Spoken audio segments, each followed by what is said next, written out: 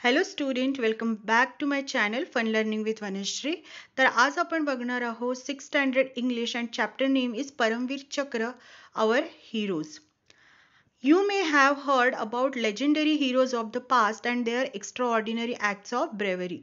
आता इथे काय सांगितलेलं आहे की तुम्ही ऐकलं असेल की जे आपले हिरोज आहेत, हिरोज ज्याला आपण म्हणतो, ते का वेगळे असतात, का त्यांना आपण हिरोज म्हणतो, का ते आपले हिरोज असतात? कारण त्यांनी काहीतरी एक्स्ट्रा ऑर्डिनरी थिंग्स केलेले आहेत जे कॉमन लोकांपेक्षा किंवा सामान्य माणसापेक्षा त्यांना वेगळं स्पेशल असं बनवत असतात. आता पास्टमध्ये असे कुठले हिरोज आहेत ज्याला आपण हिरोज म्हणतो, जसे आपले फ्रीडम फायटर असतील, ज्यांनी देशासाठी आपलं प्राण गमावलेलं आहे. परत आपण मायथॉलॉजिकल स्टोरीज जेव्हा वाचतो तेव्हा सुद्धा आपल्याला फार हिरोज आपल्याला काही समोर येतात, जसे कृष्ण, राम, हनुमान, अर्जुन, वेगळे वेगळे जे पण मायथॉलॉजिकल स्टोरीजमध्ये आपण बघतो ते लोक. पण हे झालं पास्ट मधली गोष्ट. But even today many brave soldiers of our country sacrifice their own lives for our safety. पण आत्ताच्या प्रेझेंटमध्ये जेव्हा आपण बघतोय तर आपल्यासाठी जे हिरोज आहेत ते कोण आहे? तर आर्मी, मिलिटरी. का? बिकॉज ते आपल्या प्राणाची, म्हणजे लोकांच्या प्राणांची किंवा देशाच्या हितासाठी ते आपलं प्राण सुद्धा गमवत असतात. ते स्वतःच्या प्राणाची पर्वा न करता देशाचं रक्षण करत असतात. And their brave deeds are honoured by bestowing military decorations on them. आता त्यांनी केलेल्या या कार्याबद्दल, डीड्स म्हणजे त्यांचे जे कार्य, त्यांचे जे ब्रेव असे कार्य आहेत, त्याला ऑनर्ड करण्यासाठी मिलिटरी डेकोरेशन्स त्यांना दिले जातात. आता मिलिटरी डेकोरेशन्स म्हणजे काय ते आपण पुढे बघणार आहोत. आता बघा, परमवीर चक्र is India's highest military decoration. तुम्ही पिक्चरमध्ये बघत असणार की हा जो दिसत आहे पिक्चरमध्ये, एक पिक्चर आहे इथे, तर तो आहे परमवीर चक्र. It is India's highest military decoration. हे ब्रेव लोकांना देण्यात येते, पण जे आर्मीमध्ये आहेत त्यांच्या ब्रेवरीसाठी, त्यांनी केलेल्या कामासाठी हा परमवीर चक्र हे त्यांना देण्यात येतं. It is awarded for the most conspicuous bravery or some daring or preeminent act of valor. आता बघा, प्रीएमिनेंट ऍक्ट ऑफ व्हॅल्यूर म्हणजे काय? तर पर्टिक्युलरली आउटस्टँडिंग काम जे असेल, एखादं पर्टिक्युलरली आउटस्टँडिंग काम त्यांनी केलेलं आहे, त्यांनी त्यांचं शौर्य दाखवलेलं आहे, त्या कामामधून त्यांची वीरता दिसत आहे, त्या कामासाठी म्हणून त्यांना हा जो परमवीर चक्र आहे हा त्यांना देण्यात येतो. बघा, bravery or some daring or pre eminent act of valour. Self sacrifice म्हणजे स्वतःच्या प्राणांची पर्वा न करता देशाचं रक्षण करणे, स्वतःच्या प्राण सुद्धा गमावणे. In the presence of the enemy, whether on land, at the sea or in the air. आणि जे एनिमी बरोबर फाईट करताना, ते एनिमी लँडवर पण असू शकतात, सीवर पण असू शकतात किंवा एअरवर पण असू शकतात, त्यांच्याबरोबर फाईट करताना सेल्फ सॅक्रिफाईस होणे, आणि सेल्फ सॅक्रिफाईस झाल्यानंतर तुम्हाला परमवीर चक्र मिळत असतं, असं इथे सांगितलेलं आहे. The Paramveer Chakra is a very rare honor. So far it has been awarded only 21 times. बघा, आत्तापर्यंत परमवीर चक्र फक्त 21 टाइम्सच दिलेला आहे, म्हणजे 21 लोकांना भेटलेलं आहे. हे खूप रेअर असं आहे. 14 of these awards were given posthumously. त्यापैकी 21 पैकी जे 21 पैकी म्हणजे 21 पैकी 14 जे आहे ते मरणोत्तर दिलेले आहे. पोस्टमोस्टली म्हणजे काय? तर मरणोत्तर. त्या फाईट करताना वॉरमध्ये त्या व्यक्तीची जर मृत्यू होत असेल तर त्याला त्याच्या वीरतेसाठी हे देण्यात येतं. तर आतापर्यंत 21 टाइम्स दिलेलं आहे. 21 पैकी 14 टाइम्स मरणोत्तर देण्यात आलेलं आहे. आता याची एक स्टोरी आहे की हे कशापासून बनलेलं आहे ते आपल्याला सांगितलेलं आहे. The medal itself is very simple in appearance. या पिक्चरच्या खाली बघा दिलेलं आहे पॅराग्राफमध्ये. The medal itself is a very simple in appearance. It is made of bronze. हे खूप सिम्पल दिसतंय जसं आपल्याला दिसत आहे, आणि ते कशाने बनलेलं असतं? It is made from bronze and is fitted with a swivel mounting and has a plain purple ribbon. आता जर तुम्ही वरती बघितलं तर तुम्हाला इथे दिसेल की त्याला पर्पल अशी रिबॉन आहे. आपण जर इथे बघतोय तर इथे आपल्याला ही पर्पल अशी रिबॉन दिसते आणि हे स्विवेल आहे. हे जे ट्रायंगल मध्ये जे म्हटलेलं आहे ते काय आहे? स्विवेल आहे. ओके.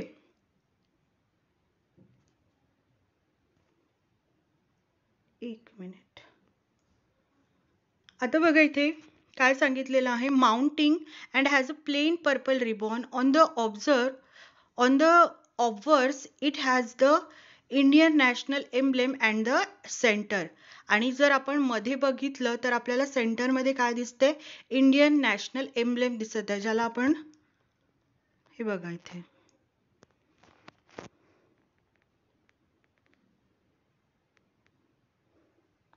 हे जे आहे हा काय आहे? इंडियन नॅशनल एम्ब्लेम दिसत आहे. ठीक आहे. नेक्स्ट काय सांगितलेलं आहे त्यांनी? सराउंडेड बाय 4 रेप्लिकाज ऑफ इंद्राज वज्र. इंद्र माहिती आहे तुम्हाला, देवांचा देव, देवांचा राजा.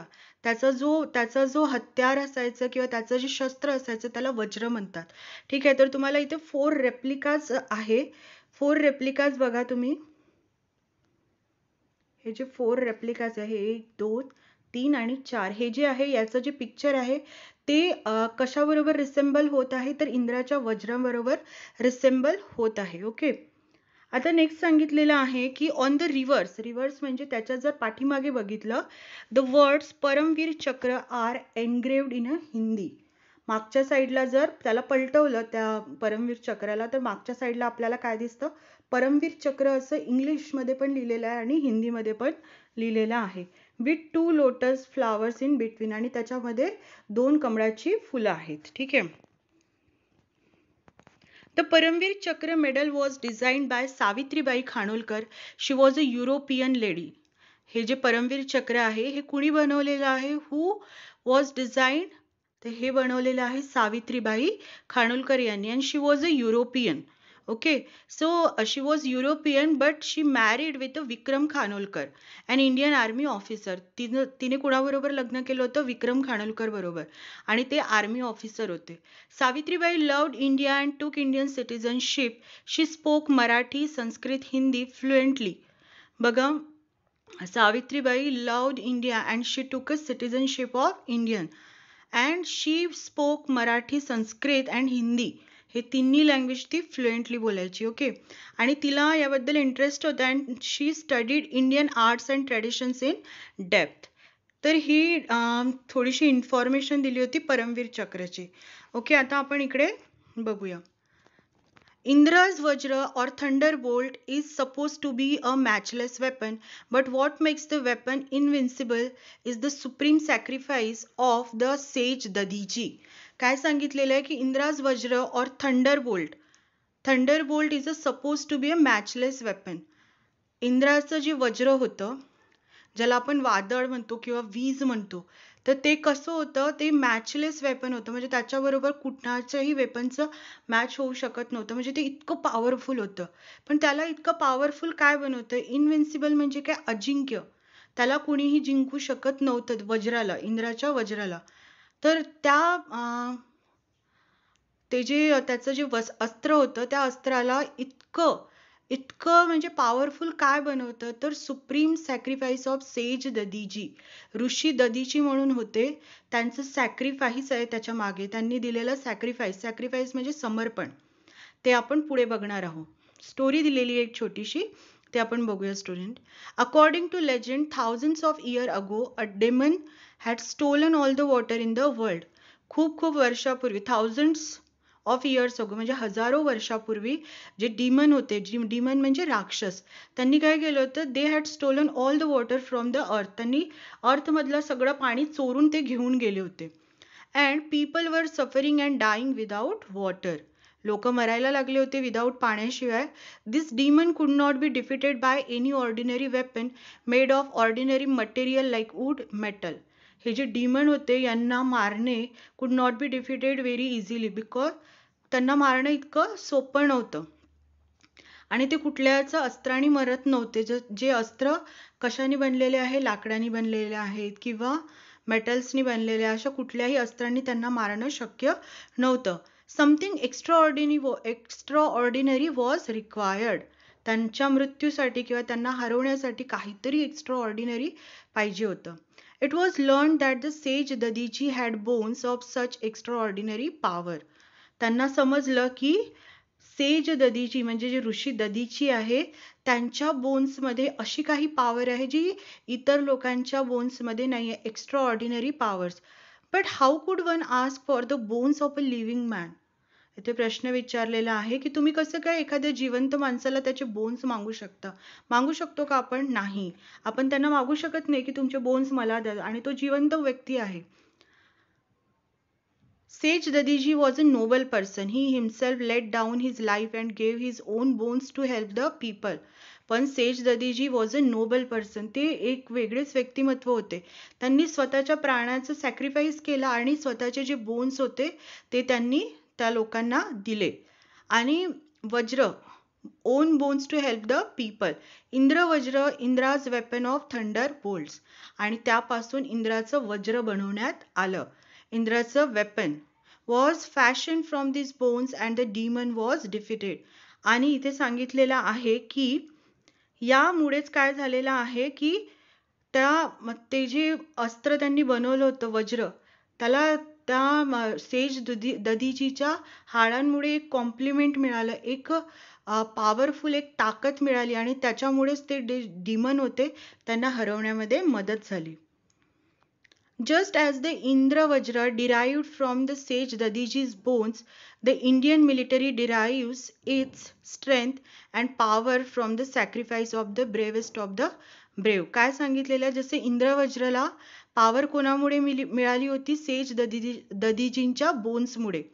ठीक आहे, त्याचप्रमाणे इंडियन मिलिटरीला कशामुळे पॉवर मिळत आहे?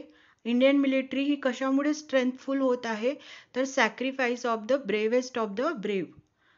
जे आपले सैन्य आहे, सैन्यामधले जे सॅक्रिफाईस करत आहेत, जे ब्रेव लोक आहेत, त्याच्यामुळे आपल्या इंडियन मिलिटरीला पॉवर मिळत आहे. द परमवीर चक्र होल्डर्स. आणि ते कोण आहेत? परमवीर चक्र होल्डर्स. त्यांना परमवीर चक्र देण्यात आलेलं आहे. आता एक फ्लाइंग ऑफिसरची आपल्याला एक स्टोरी सांगितलेली आहे ज्यांना परमवीर चक्र मिळालेला आहे. त्यांचं नाव आहे flying officer Nirmaljit Singh Sekhon. 10877 FP PVC squadron number 18 the flying bullets. बघा, on the 14th of December 1971, Srinagar airfield was attacked by a wave of 6 enemy Sabra aircraft. काय सांगितलेलं आहे की on the 14th of December म्हणजे 14 डिसेंबर 1971 ची गोष्ट आहे. श्रीनगरचं जे एअरफील्ड होता, एअरफील्ड म्हणजे काय, तर जिथे विमान उतरवण्यासाठी जी जागा बनवली जाते त्याला एअरफील्ड म्हणतात. ठीक आहे, तर त्या एअरफील्डवर काय झालं होतं? अटॅक झालेला होता श्रीनगरच्या.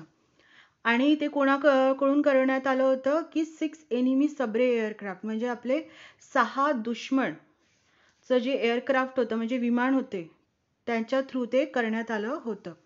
Flying officer Nirmaljit Singh Sekhon was on readiness duty at that time. आणि त्यावेळेस ड्युटीवर होते Nirmaljit Sekhon. He could not take off immediately because of clouds of dust raised by another aircraft. त्यांना इमिजिएटली त्यांचा पाठलाग करायचं होतं. कोणाचं? जे एनिमीजचे एअरक्राफ्ट होतं त्यांचं. पण ते करू शकले नाही, कारण ते एनिमीजचं जे एअरक्राफ्ट जेव्हा उडालं तेव्हा जमिनीवरती किंवा आकाशामध्ये सगळीकडे एअरक्राफ्टवरती काय झालं होतं? सगळीकडे एअरफील्डवरती सगळीकडे डस्टचे क्लाउड तयार झाले होते. आपण म्हणतो ना धुळीचे लोट उडायला लागतात, तशा पद्धतीचं तिथे वातावरण क्रिएट झालं. आणि ते त्यांच्यासाठी प्लेन उडवण्यामध्ये ते कुठेतरी त्यांना बाधा येत होती. आता बघा इथे काय सांगितलं मुलांनो की by the time the runway was clear. आणि मग थोड्या वेळाने रनवे क्लिअर झालं. द एनिमी एअरक्राफ्ट वर ओव्हरहर्ड दे वर फ्लाइंग लो. जे एनिमीचे एअरक्राफ्ट होतं ते वरती उडालं, पण ते कसे उडत होते? थोडेसे लो मध्ये होते, म्हणजे खालच्या मधल्या लेवलमध्ये ते उडत होते. Firing and attacking the airfield with bombs. जे एनिमीजचं एअरक्राफ्ट होतं त्यांच्याकडून अटॅक होत होतं एअरफील्डवरती. कशाने अटॅक करत होते ते? बॉम्ब्सनी. इवन देन फ्लाइंग ऑफिसर सिकॉन टूक of in his NAAT fighter the moment he could. आणि मग त्यानंतर फ्लाइंग ऑफिसर सेकॉननी काय घेतलं, त्यांचं जे फायटर त्यांनी टूक ऑफ केलं, म्हणजे ते तिथून निघाले, त्यांनी टेक ऑफ केला आणि ते सुद्धा त्याला फाईट करत होते. He began to combat the powerful sabre jet aircraft on the enemy. He damage 2 of them.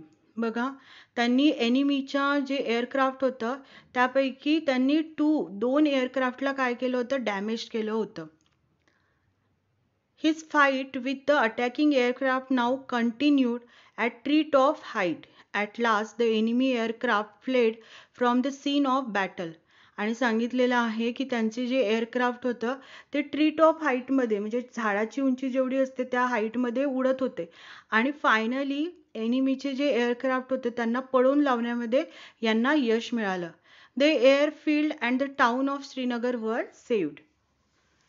But alas, flying officer Secon aircraft too crashed and he was killed. पण त्या लोकांना पळवून तर त्यांनी लावलं, पण यामध्ये जे निर्मलजीत सेकॉन होते त्यांचा मृत्यू झालेला आहे. त्यांचं जे प्लेन होतं, एअरक्राफ्ट होतं, ते क्रॅश झालेला आहे आणि त्यात त्यांचा मृत्यू झाला. Flying officer Sekhon displayed great flying skill and determination in the face of certain death.